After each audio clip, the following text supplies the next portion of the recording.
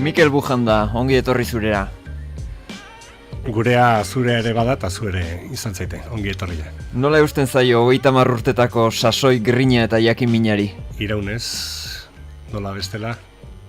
Etxetik ekarritako idaz makina, beste irrati batetik erdi lapurtuta eskuratutako nasketa maila, nolakoa zen Euskal Herria irratia 1988ko azaroaren 7an? Bueno, pues zuk esan duzu, tresneria aldetik eta urruti, gaurko egunean dauden tresna berri eta hainbesteko erraztasunak ekartzen dizkigutenetatik, ez? Esan dituzun horiek bai, eta bueno, batez ere komunikazioaren munduan manden berrikuntzarik handiena aldi berean konektatuak izatea mundu guziarekin eta mundu guzia gurekin izatarena. Hoi da geuk 30 urte hauetan bizi izan dugun da ezagutu dugun berrikuntza handi eta miresgarria. Abiatu ala lizentziaren zain egon, omen zen zuen orduko dilema nagusia.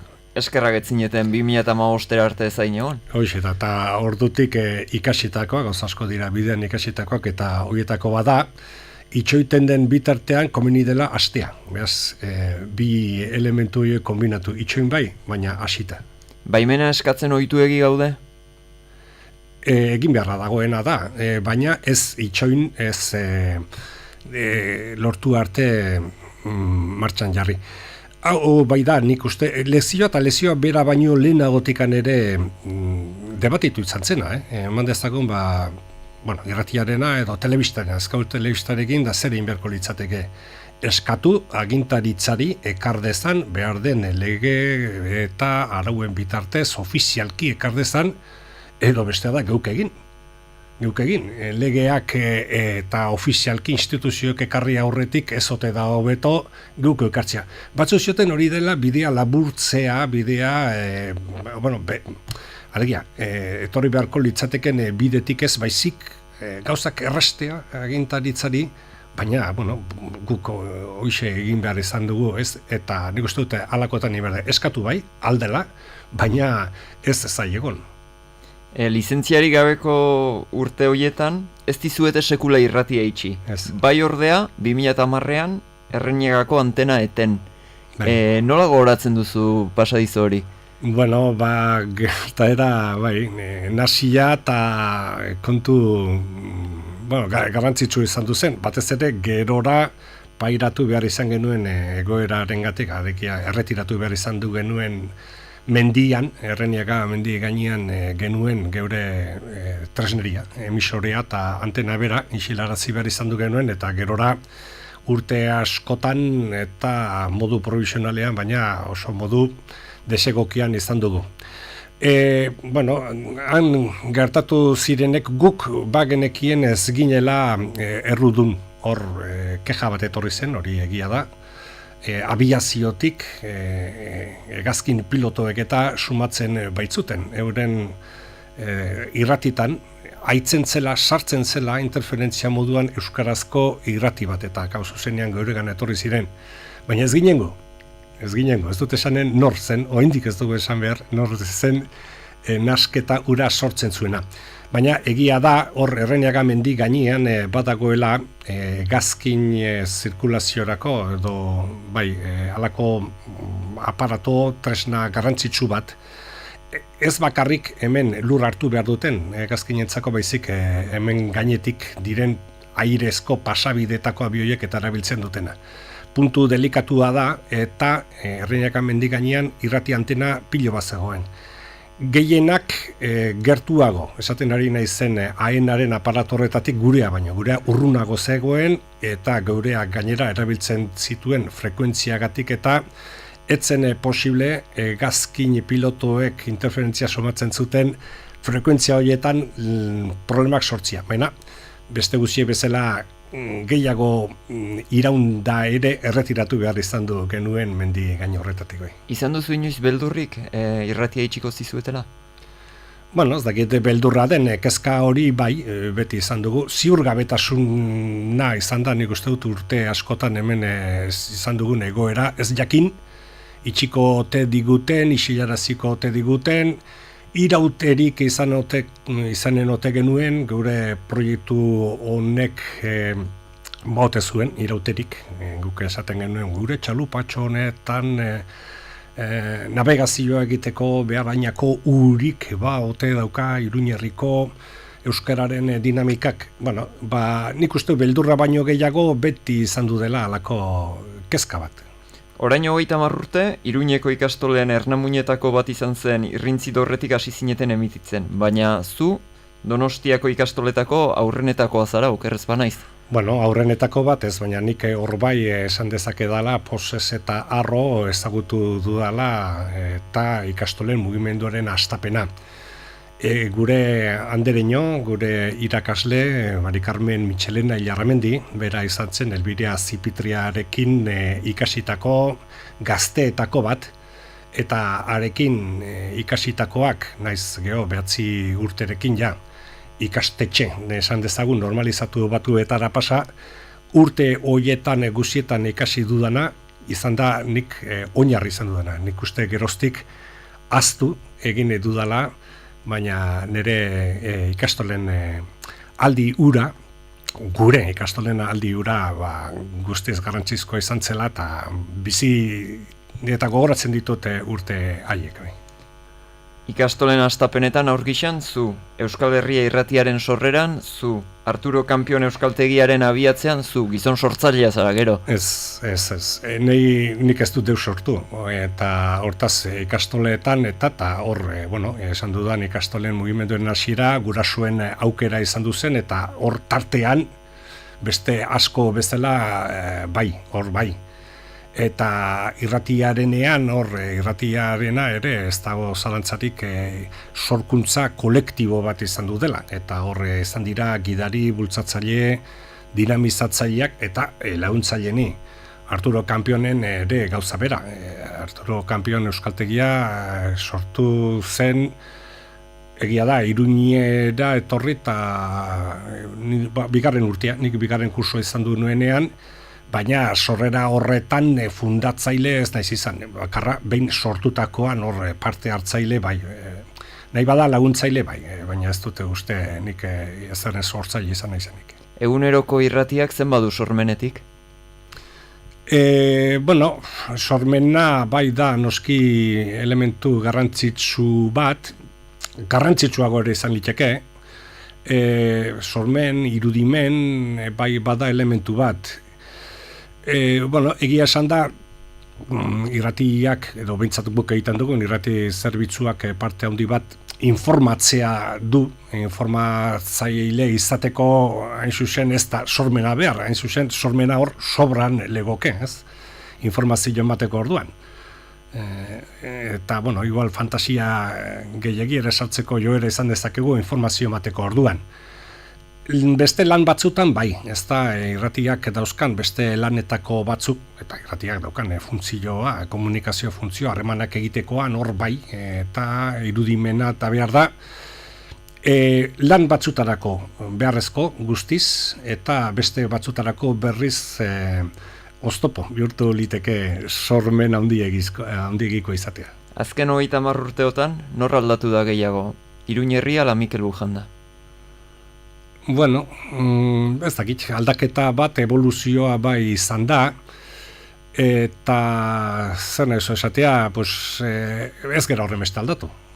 Urte batzuk kumplitu ditugu, ez dakit bete ditugun, Iruñerrian, nahi interesatzen zaidan aldetik, ez, eta irrati, proiektu gisa, beti esan izan dugulako, hemen Iruñerrian, euskara zenbat eta biziago izan, euskararen vitalidadea zenbat eta handiago, irratia ere ordun eta bizkorrago, eta alderantziz, ez da hori joan da etorriko harremana baita, eta, ni ere horren barrenean, nik esanen nuke behintzat, nire doakidanez, nire planteamendutan, nire amets edo nire asmo eta pentsakeran lehenagoko bera naizela, ez dakitze portzentajean, eta Iruñerria handiago, euskararen erabilera gehiagokoa bai, baina ez da ere aldaketa substantziala. horrekin baduzu alako errepuntu bat, alako erremin bat, damu bat, arantza bat? Ez damua, ez, bakarra, bueno, oin dela 30 urte, gaurko egun hau etorkizuna zen. Eta orduan, etorkizunari begira, dena asmo, dena amets, hor ez dago muga zehatzik, eta oin berriz, dola 30 urteko amets horri ikusten dizkiogu mugak, ez? Orduan, analisia edo ebaluazioa, izanen litzake, asmo eta amets haietatik, guzietatik, zenbat bete diren edo hobeki zenbat dauzkagun oraindik bete gabe, eta pixkaten hor egongo litzake balantzia. Ez da damua, baizik, helburuak lortu gabe edukitziak ekartzen duen, zer ekartzen du, oraindik lanian seitu beharra daugoen sentimentua. Azken 30 urte hauek, etaren azken 30ak ere izan dira, nola bizi izan duzu gatazka armatua bai personalki eta bai profesionalki? Bueno, izan da noski hor demoraren gehienean presente egon den elementu bat. Begira, gauza, nola esan dezakegun. 30 urte hauetan, eta hemen Nafarroa garaian, etak atentaduz hil dituen personak gutxi izan dira. Hemen irratia martxan jarri genuen garaietan, Nafarroa komandoaren azken momentuak ziren, gerora izan dira eriotzak, izan zuzien esate baterako, Irunberriko arroian gertatutakoak, izan dira gero, han edo hemen entarlatzan, gogoan daukate, hor, estanda intzuela hor elementu batek, eta beste honakoak izan dira, baina atentaduz hildako personak ez dira inbesteko izan. Esan edut honekin, izan dugula, alde horretatik suertea, egoera dramatikoak bentsat gertuan ez ditugula asko izan. Betire, hemendik kanpo beste herrialdetan edo estatuan zehar gertatutako atentaduak eta horiek guziek ere beti izan dute noski hemen erantzuna. Eta hemendik ere bizi izan ditugu, baina distantzia pixkatekin. Hemen 98ko izan duzen ikuste dut gogorrena, eta nik hori oso buruan, oso gogoan daukat sartua. 1998ko maiatzean hilbaitzuten atentaduan Tomas Caballero, UPN-koa. Tomas Caballeroren atentadua diodan bezala, ustut biratu bakoitzak, baina 8 urtetan Nafarroa garaian izandako lehenengo heriotza atentadua izan duzen. Eta gainera hautetsi bat, eta aleko trajektoria luzea, zeukan gizona langileen eskubideen alde eta beste. Hori bai izan duzen traumatikoa, oso traumatikoa.